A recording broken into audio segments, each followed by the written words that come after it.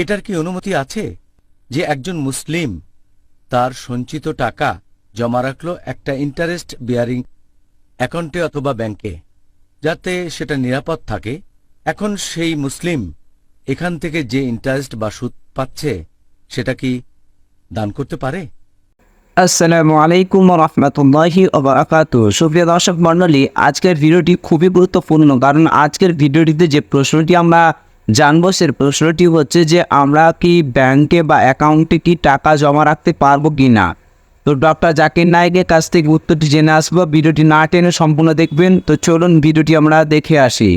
বেশিরভাগ বিশেষজ্ঞ বলেন, যদি জবরদস্তি করা হয়, হয়তো কোনো অমুসলিম দেশে আছেন আর নিরাপত্তার খাতিরে আপনি প্রচলিত ব্যাংকে ইন্টারেস্ট বিয়ারিং অ্যাকাউন্টে টাকা রাখতে পারেন, তবে এখানে ইন্টারেস্টের যে টাকাটা সেটা দান করবেন আল্লাহর কাছে পুরস্কার লাভের আশা না করে, কারণ এটা হারাম। বেশিরভাগ বিশেষজ্ঞ বলেন, তবে ব্যক্তিগতভাবে আমি একমত নই। আমার মত হচ্ছে, আমি এখানে শেখ ওতাইমের সাথে একমত। তিনি বলেছেন যে এই কাজটাও নিষিদ্ধ, কারণ কোরআন বলছে না যে সুদের টাকা ব্যবহার করো না।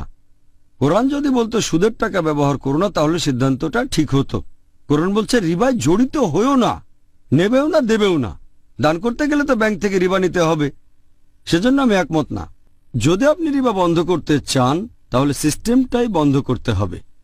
বলতে পারবো না যে নিরাপত্তার জন্য রাখলাম, ইন্টারেস্টের টাকা দান করে দেব। পরোক্ষভাবে তাদের উৎসাহিত করছেন, কারণ যখনই একটা অ্যাকাউন্ট খুলবেন যেটাতে ইন্টারেস্ট আছে, আপনি সাইন করে তাদের জানিয়ে দিচ্ছেন যে আমি এই ইন্টারেস্টের নিয়মটা মেনে নিচ্ছি।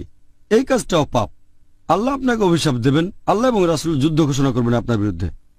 আর আমি এই লোকজনকে প্রশ্ন করব যারা বলে যে ইন্টারেস্টের টাকা আপনি দান করে দিতে পারেন।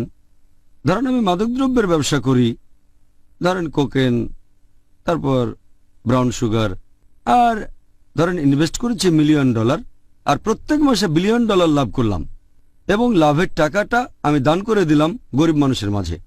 এটার কি অনুমতি আছে? তারা বলবে না, হারাম। কেন? কারণ কোকেন বিক্রি করা, ব্রাউন সুগার, এগুলো হারাম। এখন কোকেন, ব্রাউন সুগার ইত্যাদি বিক্রি করা যদি হারাম, রিবা আরো বড় হারাম। কারণ যদি রিবাতে জড়িত থাকেন, আল্লাহ এবং রাসূল আপনার বিরুদ্ধে যুদ্ধ ঘোষণা করবেন। যখন ব্যাংককে দিচ্ছেন পারমিশন তারা ইন্টারেস্টে আপনার সাথে লেনদেন করবে, এটা অনেক বড় গুনাহ। তাহলে ছোট গুনার বেলা তো একই রকম হবে। সেজন্য আমি একমত নই। যদি তারা নিরাপত্তার জন্য ব্যাংকে টাকা রাখে, তাহলে তো সেটা রাখতে পারে কোনো ইসলামিক ব্যাংকে, অথবা শেষ উপায় হিসেবে টাকা রাখতে পারেন কারেন্ট অ্যাকাউন্টে। এমন কিছু অ্যাকাউন্ট আছে ব্যাংকে যেখানে কোনো ইন্টারেস্ট বা সুদ দেওয়া হয় না, এটাকে বলা হয় কারেন্ট অ্যাকাউন্ট। এই অ্যাকাউন্টে কোনো সুদ নেই। শেষ উপায় হিসেবে এখানে রাখতে পারেন, তবে শুধু সেই টাকাটাই রাখেন যেটা রোলিং করা প্রয়োজন, কারণ বিভিন্ন দেশে এমন নিয়ম আছে, যেমন ভারতে, ইংল্যান্ডে, যেখানে চেকের মাধ্যমে লেনদেন হয়। যদি আপনি ব্যবসায়ী হন, তাহলে অ্যাকাউন্টে সেই টাকা রাখেন যেটা রোলিং করা প্রয়োজন। বাকিটা ইনভেস্ট করতে পারেন প্রপার্টি, রিয়েল এস্টেট, স্টক ইত্যাদিতে। আর যদি নিরাপদে রাখতে চান, তাহলে ব্যাংকে একটা লকার ভাড়া নিয়ে সেখানে টাকাটা রেখে দেন। জানি এটা বোকামি, তারপরও রিবাতে খাটানোর চেয়ে এটা অনেক ভালো।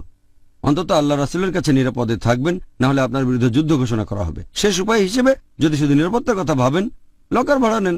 হয়তো মাসে কয়েকশো টাকা বা বছরে 1000 খানেকের মতো লাগতে পারে, অথবা ইংল্যান্ডে হলে কয়েক পাউন্ড লাগবে। লকার ভাড়া নেন, সেখানে টাকাটা রেখে দেন। সরকারকে জানাতে পারেন, সমস্যা নেই, টাকাটা সেখানে রাখেন। যদি নিরাপত্তা চান আপনি, তবে নিলেন রিবা।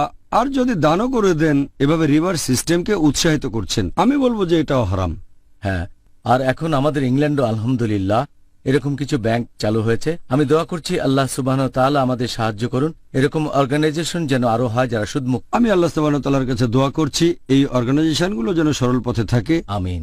তারা যেন সত্যি সত্যি ইন্টারেস্ট ফ্রি হয়। ইনশাআল্লাহ, ইনশাআল্লাহ। তো আশা করছি আপনারা পুরো ভিডিও দেখে বুঝতে পেরেছেন যে আমরা ব্যাংকের অ্যাকাউন্টে টাকা রাখতে পারবো কিনা। ভিডিওটি ভালো লাগলে অবশ্যই লাইক, কমেন্ট, শেয়ার করবেন, চ্যানেলটি সাবস্ক্রাইব করে রাখবেন। আসসালামু আলাইকুম ওয়া রাহমাতুল্লাহি ওয়া বারাকাতুহু।